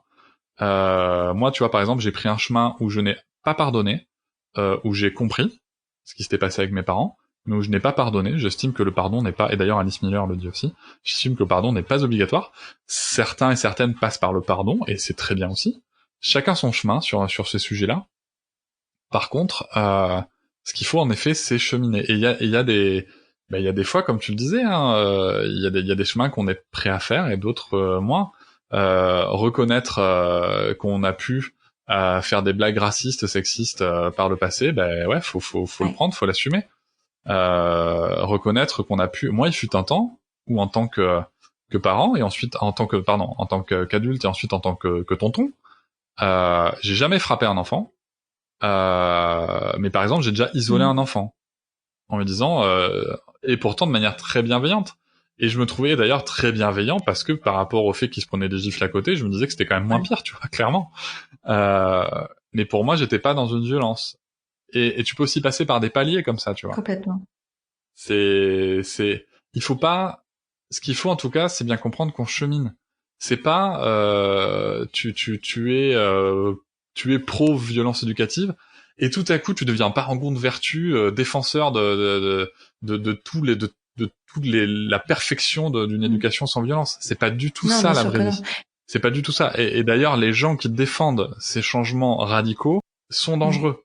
Ça peut détruire des gens de raisonner comme ça parce que tu t'éprouves une culpabilité que t'es juste pas prêt à assumer, quoi. Et je te rejoins complètement parce que c'est drôle parce que maintenant que tu le dis, ça me fait réfléchir. Quand j'étais plus jeune, j'étais animatrice, j'ai mon BAFA et dans le cadre d'une animation en centre de loisirs, j'isolais des enfants. Je les mettais à l'écart sur une chaise parce que c'était ce qu'on nous avait appris à faire. Et en tant que personne de 20 ans qui n'avait pas d'enfants et qui juste c'était comme ça que c'était de cette façon-là, j'avais été formée comme ça. Donc oui, je le faisais en fait parce que c'était ce qu'on nous avait dit de faire et qu'à l'époque je le questionnais pas parce que ça faisait pas partie des sujets qui étaient dans mon environnement à ce moment-là, quoi, en tout cas. Mais tu vois, c'est assez intéressant, c'est que tu vois, moi j'ai jamais connu la violence physique. Mes parents m'ont jamais frappée. J'ai jamais été punie. C'est quelque chose qu'on connaissait pas à la maison. Moi, les violences éducatives, elles étaient plutôt psychologiques et à d'autres niveaux, mais pas du tout sur la violence physique. Et en fait, c'est une question qui se pose même pas chez moi. C'est-à-dire qu'à aucun moment j'ai eu envie d'être violente en fait avec ma fille ou avec un autre enfant. Ça n'existe pas. Ça m'a toujours choquée. Comme quoi c'est important. Oui, mais parce que t'as pas connu, c'est important, tu vois. T'as pas connu. De pas le faire pour les générations futures. Enfin, c'est que comme ça. C'est que en montrant l'exemple qu'après les générations futures l'auront complètement aboli en fait ce système-là. Mais c'est justement ça le sujet et justement si demain c'est super intéressant parce que le sujet il est justement là. Il faut qu'on travaille aujourd'hui avec toutes nos imperfections. Moi, si tu veux, aujourd'hui, je suis éclairé sur le sujet, je suis avancé sur le sujet, mais j'ai toujours des réactions, que les choses soient claires. Il m'arrive de crier, il m'arrive d'avoir des ressentis très violents, pas de les mettre en œuvre, mais en tout cas de les ressentir, et pour le coup de pas être dans la perfection, dans ma réaction de papa éclairé, si tu veux, et ça c'est ok aussi. C'est ok aussi. Regardons, il faut qu'on prenne exemple, en tout cas qu'on s'inspire des pays qui soyons humbles en tant que culture française. Il y a un pays qui s'appelle la Suède qui a aboli ça il y a 40 ans. Ok, donc déjà regardons comment ça se passe. Et j'invite à tous les gens qui vont écouter à regarder le super documentaire Même qu'on est imbattable de Marion Querc, qui justement titre d'ailleurs les journaux, montre les titres des journaux français en 79 quand la Suède abolit les violences éducatives ordinaires, qui disaient mon Dieu, mais ça va être le pays de l'enfant roi, la tyrannie des enfants, gna gna gna. Ok, et le sujet justement de ce documentaire, c'est de dire ok, ça fait 40 ans, ces enfants ils sont grandis, ils ont eu eux-mêmes des enfants, comment ça se passe?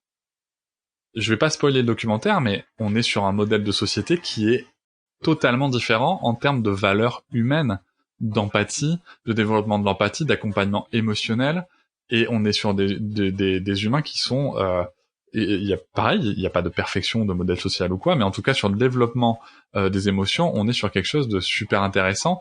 Et rappelons-nous juste une chose, c'est que c'est beaucoup plus facile d'élever des enfants forts que de réparer des adultes brisés. Dieu, oui. Et ça doit être ça notre objectif.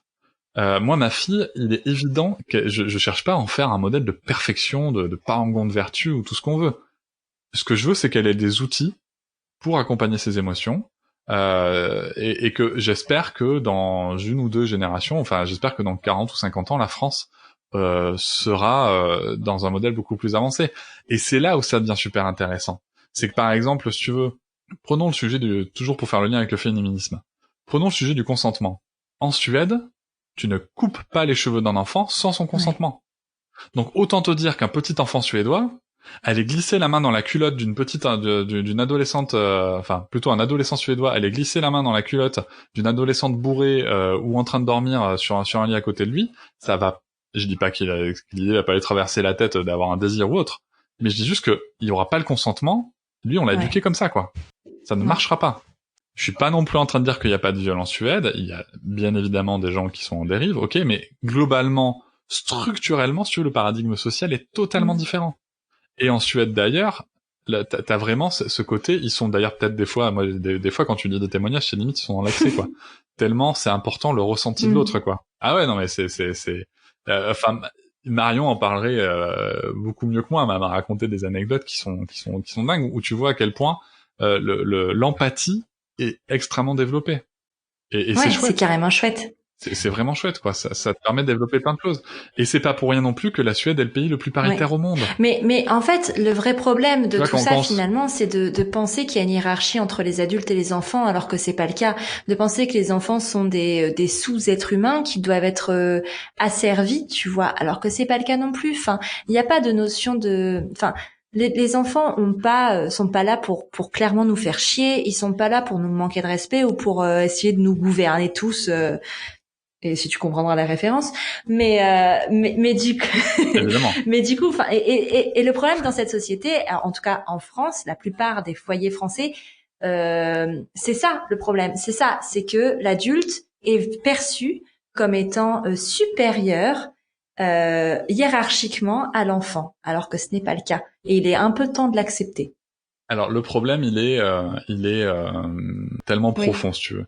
Il est profond culturellement. Je pense qu'il faut pas non plus négliger l'influence de la religion et toutes les religions sur ce sujet.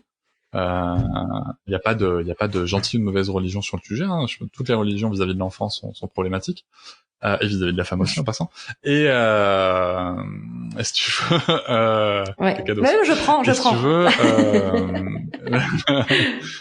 et si tu veux, donc t'as tout un champ qui est passé par là. T'as la religion qui passe par là. T'as aussi tout simplement une question d'évolution de l'espèce qui passe par là. Et ça, Ingrid Baillot en parle très très bien.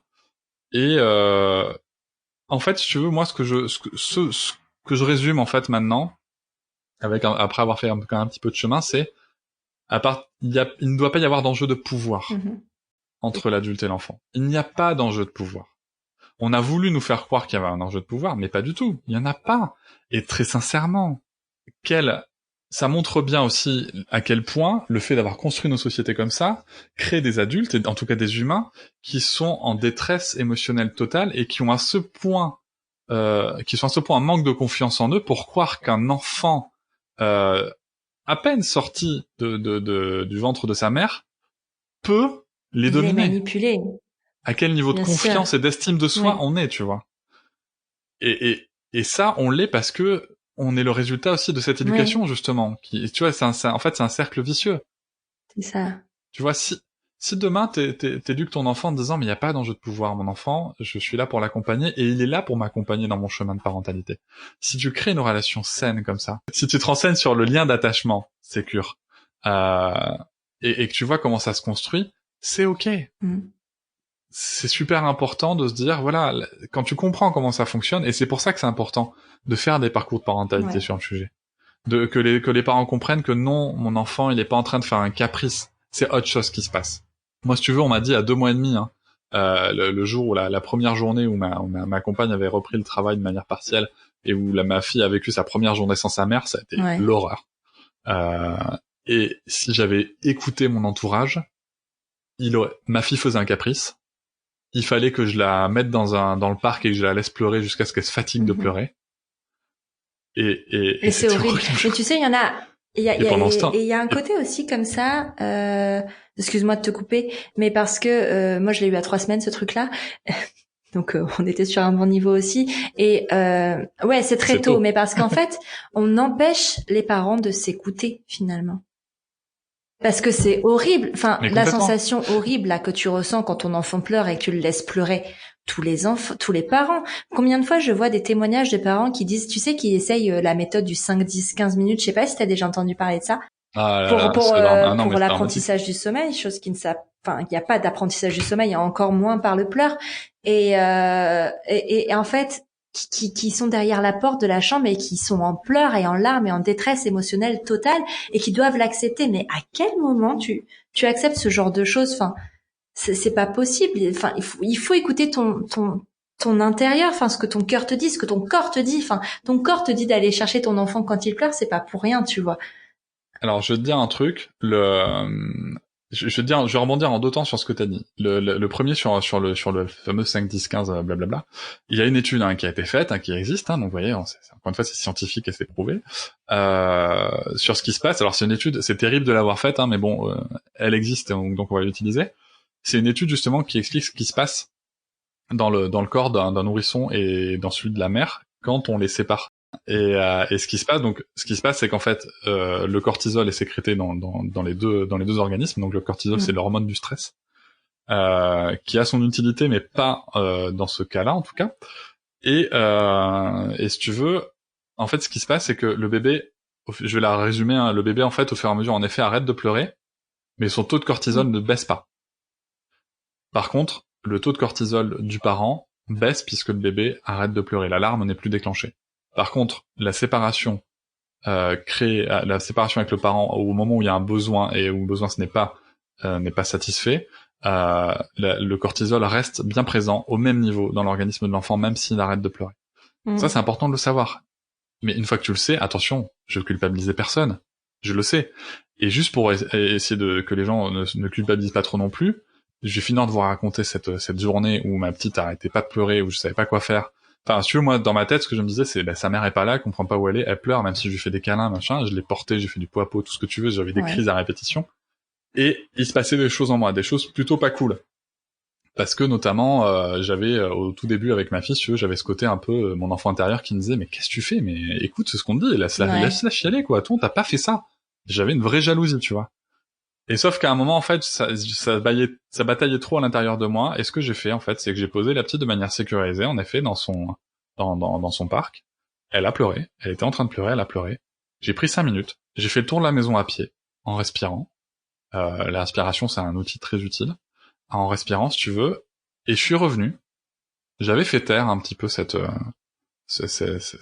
acharnement intérieur que j'avais. Et je suis revenu, je l'ai prise dans mes bras, où moi, ma tempête émotionnelle à moi, interne, était calmée. Boum, elle a arrêté de pleurer. Et elle s'est endormie. Elle ressent tout. Et alors oui, t'as certains champions de la vertu et de la parentalité qui te diront, mon Dieu, mais tu l'as laissé. Oui, je l'ai laissé, parce qu'à un moment... Et il faut la mettre en sécurité avant tout. Moi, là où je suis content de ce que j'ai, ça on est d'accord, elle était en sécurité. Moi, j'ai fait ce qu'il fallait pour redevenir le parent que je voulais être avec elle, parce que j'étais en train de vriller. Et au final, c'est cool, tu vois. Et ça, c'est un message aussi que je veux passer aux parents, c'est que c'est ok. Personne. Arrêtons avec les trucs de perfection, de machin de trucs. Non. Acceptez vos limites. Et surtout, ce qui peut être super important, c'est accepter que vous n'allez pas forcément être seul. Moi, tu vois, si je devais revivre cette journée, je la revivrais avec quelqu'un à mes côtés. Et ça, c'est important. Le fameux village dont on parlait, je crois. Quand on devient parent. Exactement. En off, c'est important de comprendre que c'est Ingrid Baillot qui m'a expliqué ça et cette femme est incroyable. Elle a une vision qui est très simple, si tu veux, et qui est en même temps super parlante. Notre espèce, bon, si on remonte aux origines de l'espèce, on parle en millions d'années, mais allons vraiment à notre espèce la plus proche. On a 300 000 ans d'existence, d'accord? Sur ces 300 000 ans d'existence, où on a vécu en nomade, si tu veux, en tribu, où les enfants étaient toujours portés, toujours en cododo, où les adultes étaient toujours ensemble, d'accord. La sédentarité n'arrivait qu'il n'y a que 5000 ans. La sédentarité a amené notamment cet isolement familial dans une certaine évolution du temps, mais on va pas non plus faire, il faudrait tout un podcast pour en parler. Et puis je l'ai déjà fait avec Ingrid Baillot dans mon podcast. Je mettrai les liens. Mais si tu veux, et cette femme est exceptionnelle, je le dis, je le répète, cette femme est géniale. Mais en fait, tu te rends compte que on est quand même d'une très grande prétention aujourd'hui, en 2020, à vouloir croire que avec nos connaissances modernes et notre sédentarisation, finalement, sur 300 000 ans d'espèces, on a vécu 295 000 ans nomades et en groupe au moment des naissances. Donc, c'est un peu normal que ça nous manque aujourd'hui en se forçant à ne pas vivre ça, tu vois. Et ça, c'est important de le savoir aussi. Parce que ça répond à plein de problématiques, ça répond postpartum, ça répond à la fatigue, ça répond à plein de choses. Il faut s'entourer.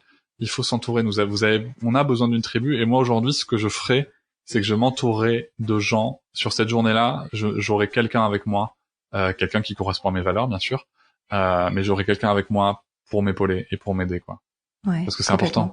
Est-ce que c'est pour cette raison que tu as créé Papatriarcat? Parce qu'on va en parler quand même qu'à 5 minutes, parce que on parle de beaucoup de choses et c'est génial parce que les sujets sont passionnants. Mais on va revenir sur Papatriarcat, qui est ton podcast, qui est aussi un blog. Pourquoi tu l'as créé exactement? Quel est ton pourquoi avec ce blog-là ou ce podcast? Voilà. Alors déjà, je voudrais juste ouvrir le sujet du blog. Pour l'instant, il est un peu à l'abandon, donc pas la peine d'aller trop dessus. On va rester sur le podcast. Voilà. Alors pourquoi je l'ai créé? J'ai tendance à dire souvent que déjà le nom est extrêmement bien trouvé. Ouais, il est plutôt cool. Il est vraiment cool parce que c'est ce qui m'a amené vers toi, très honnêtement. Bah déjà en fait, ce que je me suis aperçu, c'est que patriarcat, c'est un gros mot, si tu veux. Donc je voulais le mettre dedans. Et puis comme je suis un papa, papatriarcat ça marchait. Et puis comme j'aime bien les jeux de mots pourris, ça permettait aussi de dire papatriarcat, pas de patriarcat, tu vois. Enfin voilà, il y avait plein de sens. Voilà, chacun peut y trouver plein de sens. Et je trouvais ça chouette. Et puis comme je te dis, j'aime bien les jeux de mots pourris, ça marche. Et si tu veux, en plus, voilà, j'avais hésité sur différents noms. J'ai soumis ça au vote de moi-même et de ma compagne et un petit peu de Fanny Vella que je salue et que je remercie par la même, puisque c'est aussi elle qui a fait le visuel. Et j'aimerais pouvoir te dire que, et je l'ai dit, il fut un temps, que même si j'avais un garçon, j'aurais fait ce podcast. Non, c'est extrêmement prétentieux de dire ça. Je pense que le fait d'avoir une fille, ça a quand même beaucoup accéléré les choses.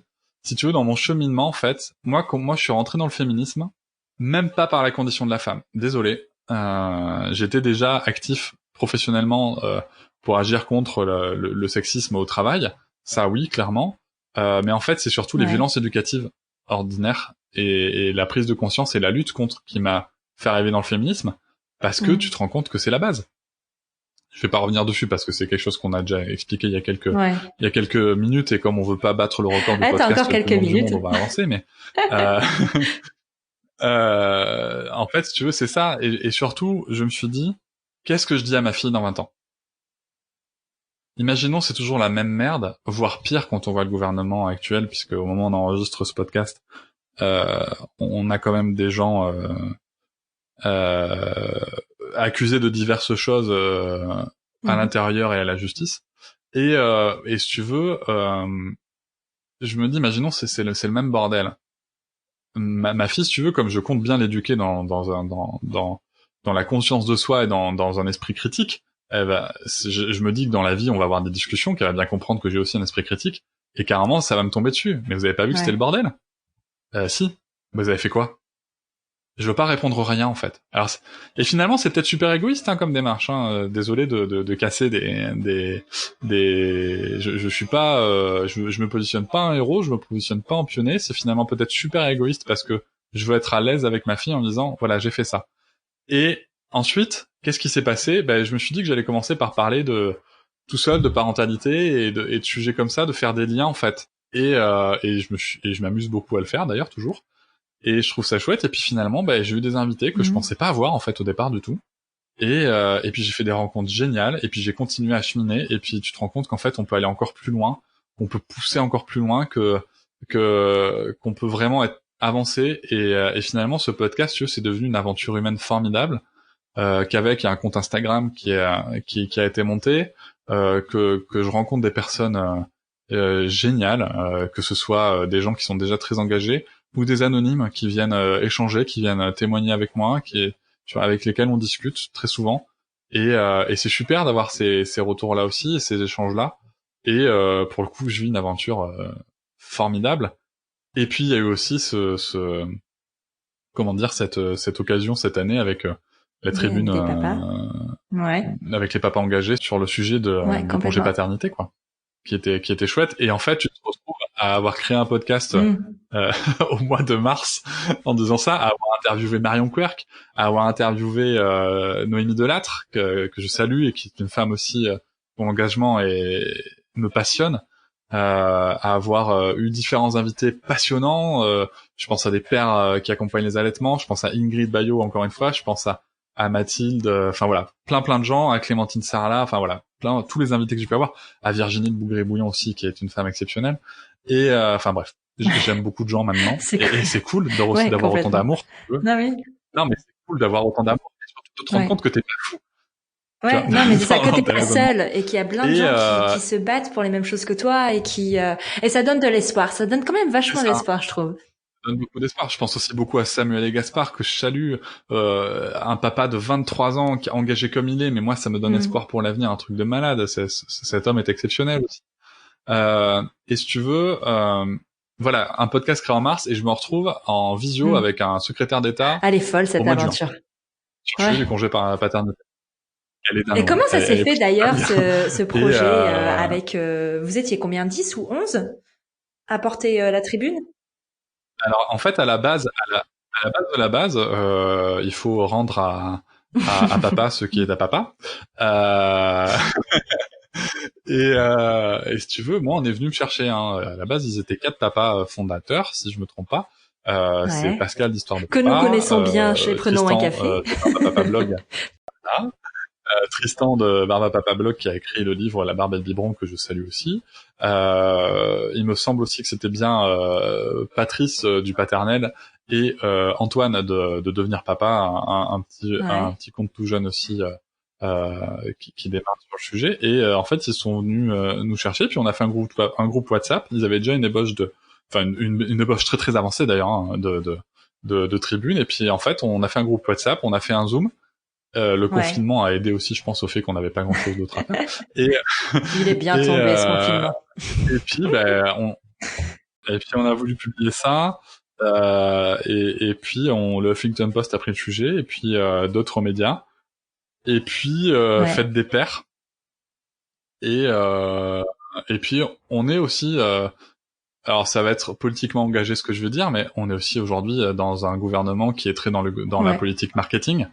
Et donc ça faisait chouette d'avoir ce sujet qui sorte et qui est pris le jour de la Fête des Pères. Bon, il y a eu des engagements qui n'ont pas été tenus. Marlène Schiappa a fait un bel effet de manche devant l'Assemblée nationale qui n'a donné aucune suite.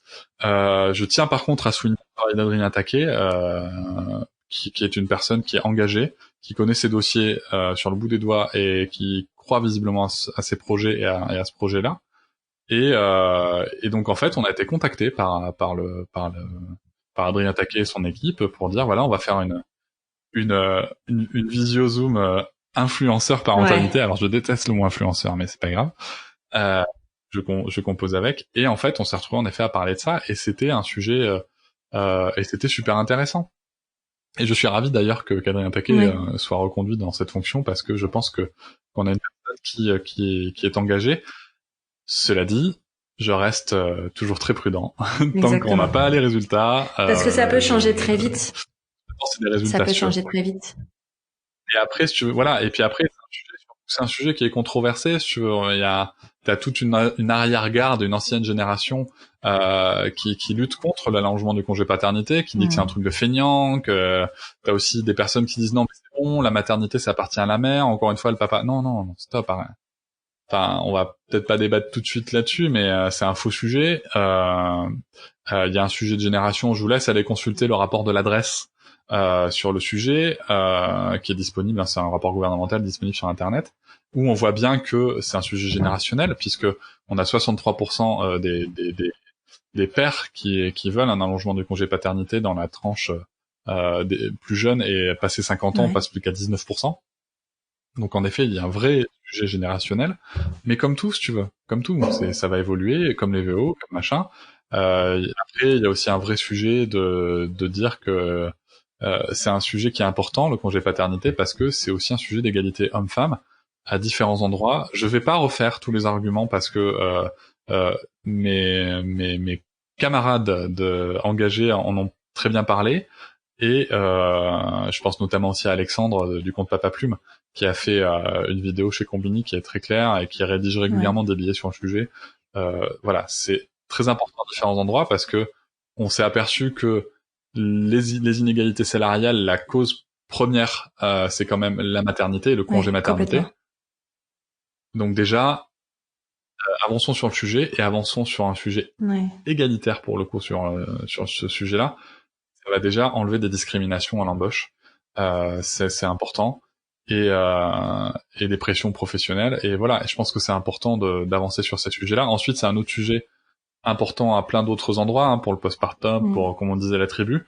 Bien évidemment aussi, ça doit s'inscrire dans un parcours de parentalité. Les pères doivent être accompagnés parce qu'aujourd'hui, ils ne savent pas forcément faire. Se positionner en tant que nouveau papa, c'est pas top non plus. Et comme me l'a dit une féministe avec beaucoup de raisons, si c'est pour qu'il reste le cul posé sur le canapé devant le Tour de France en été, c'est pas cool. Et je suis d'accord. Et je suis d'accord. C'est pas fait pour ça, hein. Donc les papas, on se prend par la main, hein. On n'attend pas que, on lit nous aussi des livres, hein, parce que on va sortir de ce schéma-là. On peut aussi lire des livres, on peut aussi se renseigner, et on le doit d'ailleurs. La charge de la parentalité doit être une charge partagée.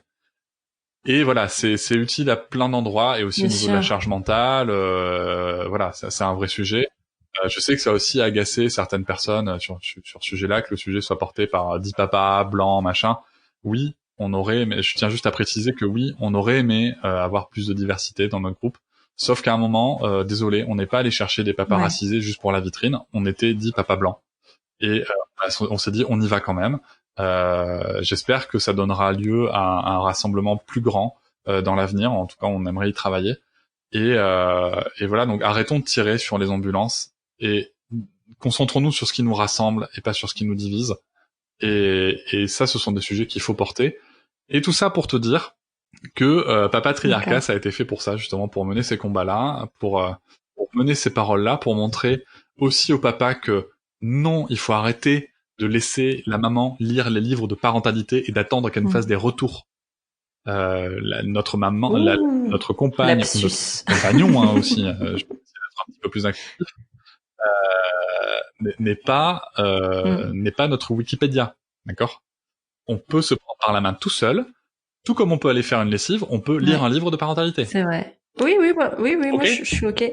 Mais c'est génial parce qu'en fait, tu vois, moi c'est un combat que je mène depuis longtemps, mais qu'en même temps je refuse de mener parce que je pense que c'est pas utile que je le mène, pas dans le sens... Enfin, je suis une femme et ce serait un peu trop facile qu'une femme mène le combat du congé paternité pour les hommes, en fait. Parce qu'à un moment, ça voudrait rien dire, tu vois. Enfin, à mon sens, pas que ça voudrait rien dire, mais c'est que ce sera encore une fois une femme de faire le taf pour les hommes. Et en fait, non. Et c'est pas possible. Donc, le fait de voir...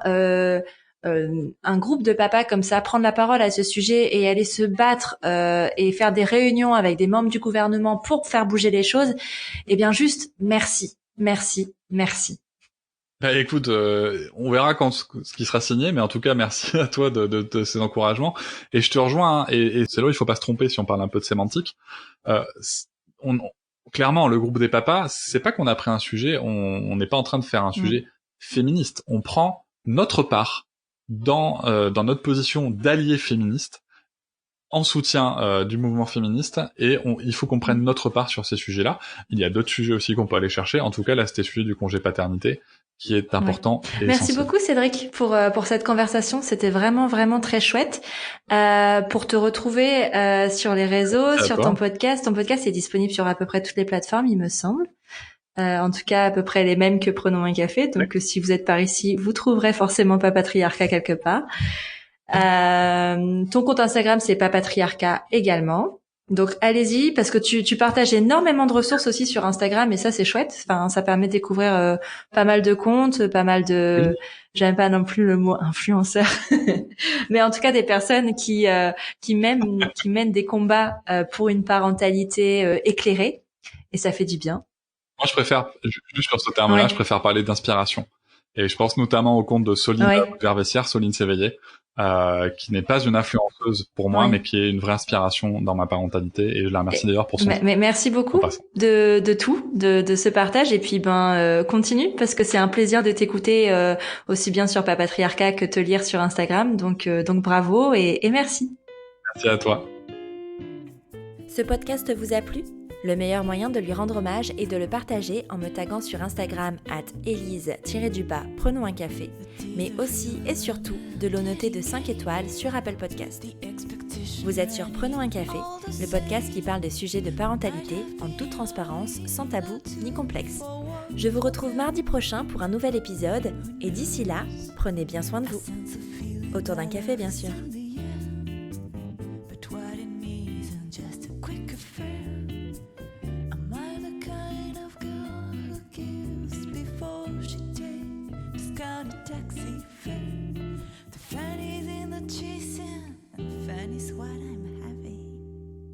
For you, it's so fun.